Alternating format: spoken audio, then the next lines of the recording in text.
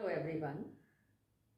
आज कक्षा 10 में इस वर्ष पुनः सम्मिलित की गई कविता आत्मकथ्य, जो कवि, छायावादी दौर के प्रमुख कवि, छायावादी काल के प्रमुख कवि कविवर जयशंकर प्रसाद जी के द्वारा लिखी गई है। यह उनकी आत्मकथा काव्यात्मक शैली में लिखी गई है, छायावादी शैली में लिखी गई है, पर आपके साथ चर्चा करूंगी। सबसे पहले संक्षिप्त रूप में कवि परिचय से परिचित हो जाते हैं। कवि जयशंकर प्रसाद, जैसा मैंने कहा है, एक छायावादी कवि हैं और इनका जन्म 1889 में बनारस के प्रतिष्ठित सम्मानित परिवार, वैश्य परिवार, बिजनेसमैन के यहाँ हुआ था। इस परिवार का कार्य जो था, बेसिकली सोंगनी बेचने का काम था और सोंगनी साहू के नाम से इन्हें जाना जाता था। इनके पिता श्री देवी प्रसाद जी तंबाकू का काम करते थे, उनका बड़ा व्यापार था। काशी के प्रसिद्ध क्वींस कॉलेज में इन्होंने पढ़ाई की, परंतु स्थितियां अनुकूल न होने के कारण 8वीं के बाद संस्कृत, हिंदी, फारसी को इन्होंने घर पर ही सीखा। उसका अध्ययन घर में ही रहकर किया। युवावस्था में ही इनकी पत्नी का देहांत हो गया था और इनका जीवन दुखों और अभावों से भर गया। सन 1937 को इनका भी निधन हो गया। कुछ इनकी प्रमुख रचनाएं, सबसे पहले तो एक आती है कामायनी, कानन कुसुम, झरना, चित्राधार, लहर, बड़ी प्रमुख रचनाएं हैं। यदि हम हिंदी में एमए करते हैं तो कामायनी हमें वहाँ स्टडी करने के लिए दी जाती है, हम पढ़ते हैं उसको। अजात शत्रु, ध्रुव स्वामिनी, ये इनके कुछ गद्य के लेखक भी। आकाशदीप, कंकाल, स्कंदगुप्त आदि गद्य शैली में भी इनके लिखे गए हैं, कुछ नाटक हैं। ये सब हम जब पोस्ट ग्रेजुएशन की पढ़ाई करते हैं तब वहाँ निर्धारित है। भाषा शैली, प्रसाद जी की लेखन शैली जो थी, भाषा शैली थी, वो खड़ी बोली में लिखते थे। प्रमुख रूप से खड़ी बोली के कवि कहे जाते हैं। प्रकृति से प्रेम, देश प्रेम, काल्पनिकता आदि उनकी कविता की प्रमुख विशेषताएं रही हैं। प्रसाद का साहित्य जीवन की कोमलता और माधुर्य का साहित्य रहा है। अब हम कविता पर आ जाते हैं। कविता की पंक्तियां कुछ इस प्रकार हैं। मधुप गुनगुना कर कह जाता कौन कहानी यह अपनी। पहले तो वही विशेष बातें कि कविता में दृश्य, श्रव्य, बिंब विद्यमान है। छायावादी शैली में कविता लिखी गई है और संबोधन शैली भी इसमें देखने को मिलती है। मधुप भंवरे को कहते हैं। उसको संबोधित करते हुए जब कुछ साहित्य बंधुओं ने इनसे अपनी आत्मकथा लिखने का आग्रह किया, तब इन्होंने यह कविता, यह रचना लिखी। मधुप गुनगुना कर कह जाता कौन कहानी यह अपनी, मुरझा कर गिर रही पत्तियां देखो कितनी आज घनी। इस गंभीर अनंत नीलिमा में असंख्य जीवन इतिहास, यह लोग करते ही रहते हैं अपना व्यंग्य मलिन उपहास। तब भी कहते हो कह डालूं दुर्बलता अपनी बीती। तुम सुनकर सुख पाओगे देखोगे यह गागर रीति। न जाने कौन सा मधुप भंवरा गुनगुनाकर पता नहीं कौन सी अपनी कहानी कह जाता है, अर्थात वे संसार को नश्वर मानते हैं।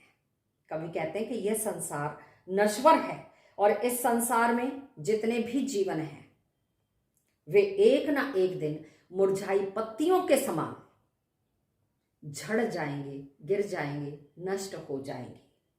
इस नीले आकाश के नीचे न जाने कितनी जीवनों के इतिहास लिखे जाते हैं, रचे जाते हैं। और आप देखिए कि सभी के जीवन में दुख व्याप्त हैं, दुख हैं, जो दुखों से भरे हुए हैं। लेखक अपनी कहानी सुनाकर स्वयं पर ही कटाक्ष करते हुए कहते हैं, मैं अपनी आत्मकथा कैसे कहूं, क्योंकि मेरा जीवन, मेरा मन कमजोरियों से भरा हुआ है, दुर्बलताओं से भरा हुआ है। मैं आत्मकथा लिखूं या अपनी कमजोरियों को उजागर करूं, अपनी कमियों को जाहिर करूं?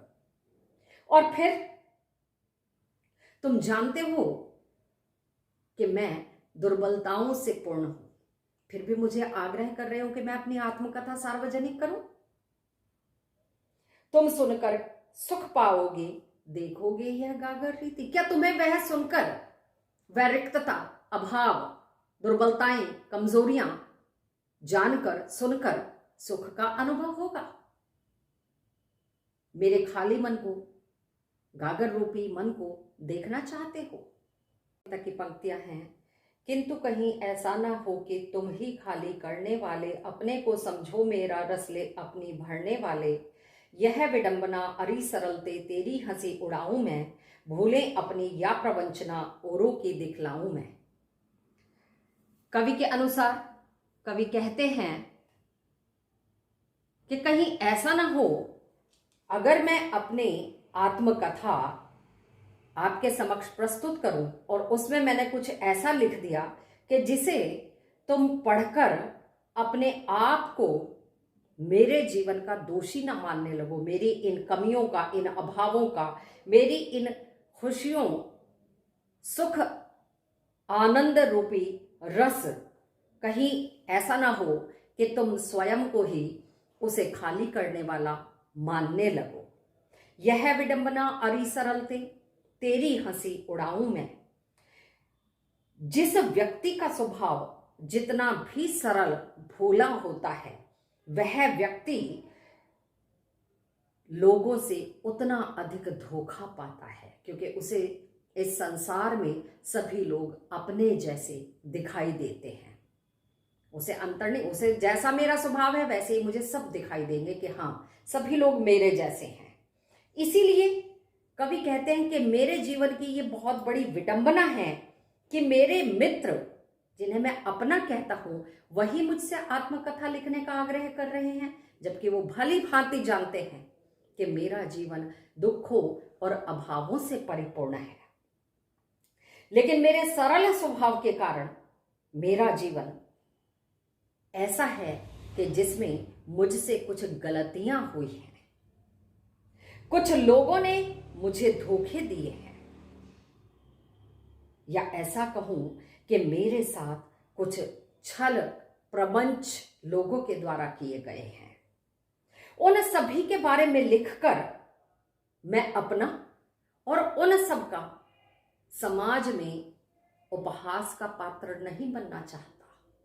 ऐसा ना हो कि मैं प्रस्तुत करूं और लोगों के प्रपंच लोगों के सामने आए और लोग मेरा भी कि कैसे धोखा खा गया, और उन सब का भी, मित्रों का असलियत सामने आ जाए लोगों की और मेरा मजाक उड़ाने लगे, और साथ में उनकी भी असलियत, उनकी भी जो उनके द्वारा मुझे धोखे दिए गए हैं वो भी सार्वजनिक हो जाएं। लोगों के सामने उनका क्या एक इम्प्रेशन आएगा, क्या उनके बारे में लोग समझेंगे। उज्ज्वल गाथा कैसे गाऊं मधुर चांदनी रातों की, अरे खिलखिला कर हंसते होने वाली उन बातों की। प्रस्तुत पंक्तियों में कवि अपनी पत्नी के साथ बिताए गए उन मधुर स्मृतियों के विषय में यहां बताते हैं। दरअसल जैसा मैंने शुरू में ही इनके जीवन परिचय के विषय में बताते हुए कहा था कि इनकी पत्नी की मृत्यु इनकी युवावस्था में ही हो गई थी, तो इनका जीवन दुखों से, अभावों से परिपूर्ण रहा। मृत्यु के कारण इनके जीवन में दुखों का सहारा इनका जीवन लेकर आगे बढ़ता रहा। अपनी पत्नी के साथ बिताए हुए उन कुछ क्षणों को जो सुखद है, स्मृतियों को आज कवि अपने जीवन का सहारा मानते हुए आगे बढ़ रहे हैं, जीवन में आगे अपने जीवन को बढ़ाए चले जा रहे हैं। इसीलिए कवि ने अपनी पत्नी के साथ बिताए गए उन सुखद पलों को, मधुर स्मृतियों को उज्जवल गाथा की संज्ञा दी है। प्रस्तुत पंक्तियों में चांदनी रातों में हंसते हुए, खिलखिलाते हुए जो क्षण, प्यार भरी मीठी बातें,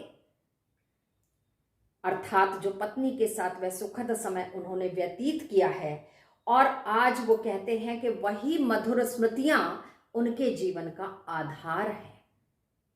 उन्हीं के सहारे वो अपना आगे का जीवन यापन कर रहे हैं, और वे इतने अति वैयक्तिक हैं कि वो लोगों के साथ उनको साझा नहीं करना चाहते हैं। मिला कहाँ वह सुख जिसका मैं स्वप्न देख कर जाग गया, आलिंगन में आते आते मुस्कुरा कर जो भाग गया।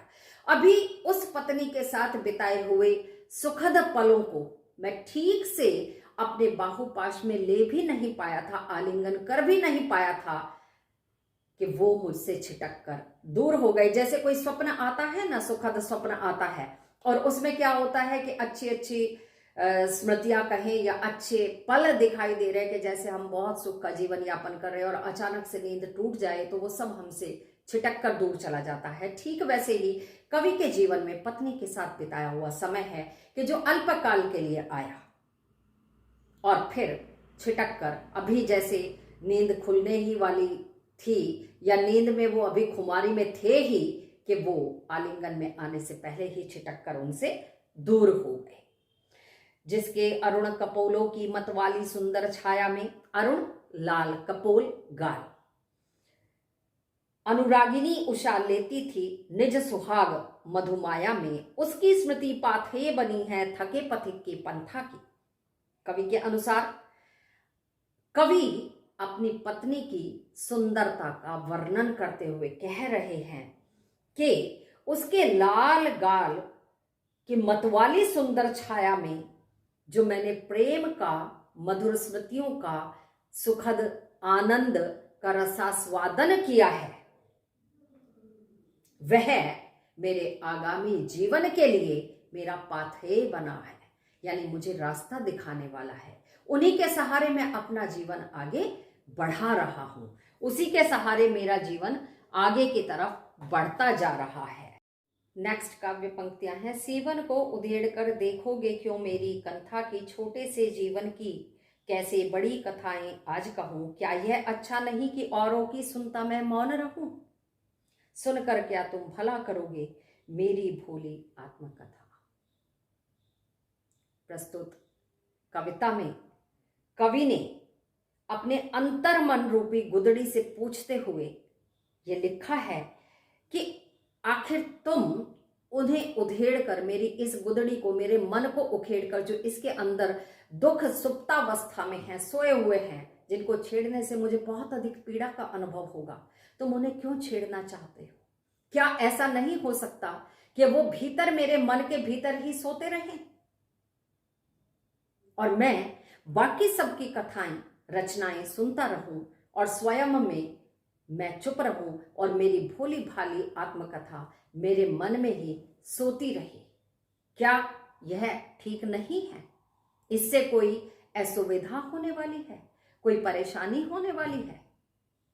मैं चुप रहूं तो ज्यादा अच्छा है, क्योंकि मैं अपनी दुर्बलताएं, लोगों के द्वारा मेरे साथ किए गए धोखे, प्रपंच सार्वजनिक नहीं करना चाहता हूं। इसके बाद आते हैं अभ्यास प्रश्न और उनके उत्तर।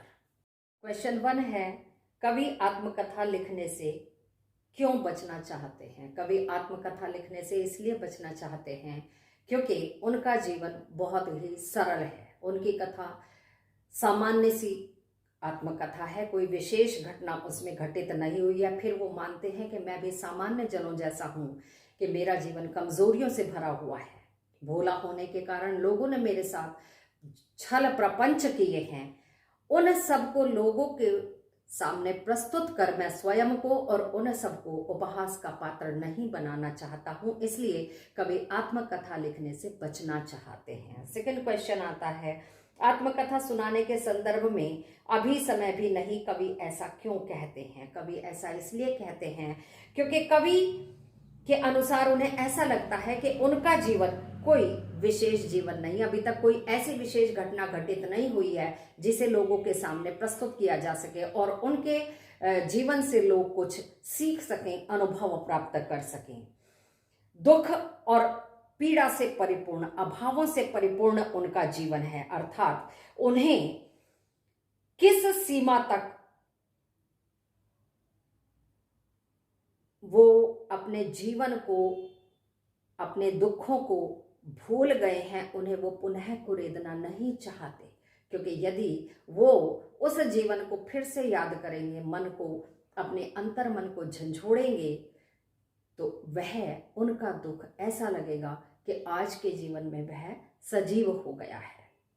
कोई विशेष बात उन्हें अपने जीवन में नजर नहीं आती और इसीलिए वह आत्मकथा नहीं लिखना चाहते, कहते हैं कि अभी समय नहीं हुआ है लिखने का। तीसरा क्वेश्चन है, स्मृति को पाथेय बनाने से कवि का क्या आशय है, क्या तात्पर्य है? स्मृति को पाथेय बनाने से कवि का तात्पर्य है कि अतीत में उनके जीवन में उनकी पत्नी के माध्यम से अल्पकाल के लिए सुख आए थे, जिनके यादों के, स्मृतियों के सहारे वो आज अपने जीवन को जी रहे हैं, अर्थात आज आगे आने वाले जीवन का वो मार्ग प्रशस्त कर रही हैं, उनकी वो सुखद स्मृतियां, सुखद यादें।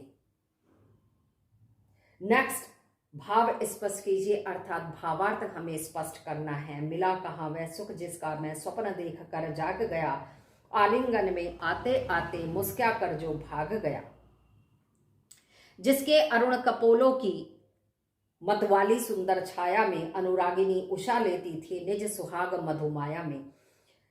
पहली दो पंक्तियों में कवि के अनुसार अन्य लोगों की भांति उनका जीवन वे सुखमय बिताना चाहते थे, पर वह सुख आया अल्पकाल के लिए, वो छोटे से समय के लिए आया। अभी जैसे कोई स्वप्न देख रहे हो और अचानक से सारा स्वप्न भंग हो जाए, टूट जाए, ठीक वैसे ही कवि के जीवन में सुख आए। जिसके अरुण कपोलों, प्रस्तुत पंक्तियों में कवि अपनी पत्नी के सौंदर्य का वर्णन करते हुए कहते हैं कि उसके मधुर स्मृतियों में, उसके सुंदर गालों की छाया में मेरी सुबह सुखपूर्ण होती थी, पर वह समय रहा केवल अल्पकाल के लिए, जो आज केवल और केवल मेरी स्मृतियों में विद्यमान है। नेक्स्ट क्वेश्चन आता, उज्ज्वल गाथा कैसे गाऊं मधुर चांदनी रातों की। कथन के माध्यम से कवि यह कहना चाहते हैं कि कवि अपने उस अल्पकालीन सुख को उन्होंने उज्ज्वल गाथा की संज्ञा दी है और उसको वे अति वैयक्तिक मानते हैं। मेरा निजी जीवन है जिसको मैं सार्वजनिक नहीं कर सकता, इसीलिए उन्होंने कहा है उज्ज्वल गाथा कैसे गाऊं मधुर चांदनी रातों की। मधुर चांदनी, चांदनी यहां सुख का प्रतीक बताया है, जो कवि के जीवन में अल्पकाल के लिए आया है और उसे वो इतना वैयक्तिक मानते हैं, अपना मानते हैं, निजी जीवन मानते हैं कि उसको वो सुख को सार्वजनिक नहीं करना चाहते, क्योंकि आज के जीवन में, वर्तमान में वही सुखद यादें उनका मार्ग प्रशस्त कर रही है, इसीलिए वो उन यादों को सार्वजनिक नहीं करना चाहते हैं। नेक्स्ट क्वेश्चन, आत्मकथ्य कविता की भाषागत विशेषताएं बताइए। कुछ इस प्रकार हैं, संस्कृत शब्दावली की बहुलता प्रस्तुत कविता में है, संस्कृत ने इस भाषा का प्रयोग किया गया है। इस गंभीर अनंत नीलिमा में असंख्य जीवन इतिहास, उसके स्मृति पाथेय बनी है थके पथिक की पंथा की। प्रतीकात्मकता, आत्मकथ्य कविता में प्रतीकात्मक भाषा का बहुत सुंदर प्रयोग किया गया है। मधुर गुनगुनाकर कह जाता कौन कहानी, यह अपने तुम सुनकर सुख पाओगे, देखोगे यह गागर रीति। उज्ज्वल गाथा कैसे गाऊं मधुर चांदनी रातों की, जीवन को उधेड़ कर देखोगे क्यों मेरी कंथा की। इसके बाद कविता में बिंबात्मकता विद्यमान है, कविता में बिंबों का बखूबी सुंदर प्रयोग किया गया है। मधुप गुनगुना कर कह जाता, पूरी पंक्ति है। मुरझा कर गिर रही पत्तियां देखो कितनी आज घनी, अभी समय नहीं थकी सोई है मेरी आत्मकथा, मौन व्यथा। अलंकार, आत्मकथ्य कविता में अनुप्रास और मानवीकरण अलंकार का सुंदर प्रयोग किया गया है। अनुप्रास अलंकार, कह जाता कौन कहानी यह अपनी, तब भी कहते हो कह डालूं। मानवीकरण, मधुप गुनगुना कर कह जाता कौन कहानी यह अपनी, थकी सोई है मेरी मौन व्यथा। गीता, संगीतात्मकता आत्मकथ्य कविता की हर पंक्ति में विद्यमान है, प्रयोग किया गया बहुत सुंदर। दीर्घ स्वर और स्वर मैत्री होने से कविता की रचनात्मकता या कहें कि उपयोगिता, योग्यता और अधिक बढ़ गई है। सो स्टूडेंट्स, इस अंक में यहीं तक। अगले अंक में फिर नए विषय के साथ आपके साथ चर्चा करने के लिए आऊंगी। धन्यवाद।